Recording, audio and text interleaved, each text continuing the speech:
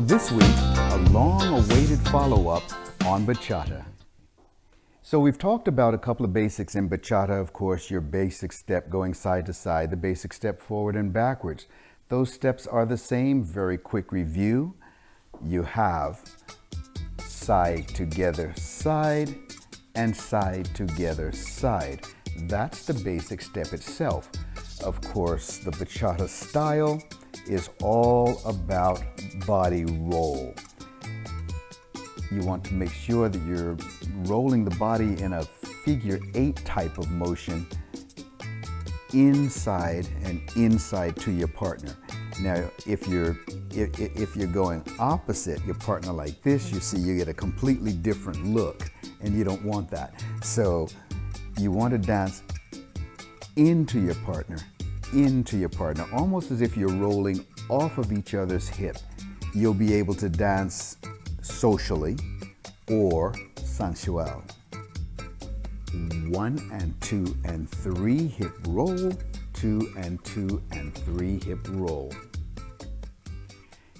You have that very same action going forward and backwards, of course. And remember, it is our recommendation that when you do that, we turn the feet slightly sideways. Now, if you're really good at the hip roll, as I do that hip roll, it's going to turn my feet sideways anyway. You can see how that works. If we do this, then the feet are going to go sideways as we step. It's just a lot easier on the movement, and it looks better than trying to go da da da da da da. Your body will move a lot easier going side to side than it does forward and backwards. Okay? Those are your basics. If you combine those two movements, the side movement with the forward movement, then you have kind of a progressive step, a little L-shaped step. We'll do that one again. You have 1 and 2 and change hip roll. Let's reverse it. 1 and 2 and change hip roll.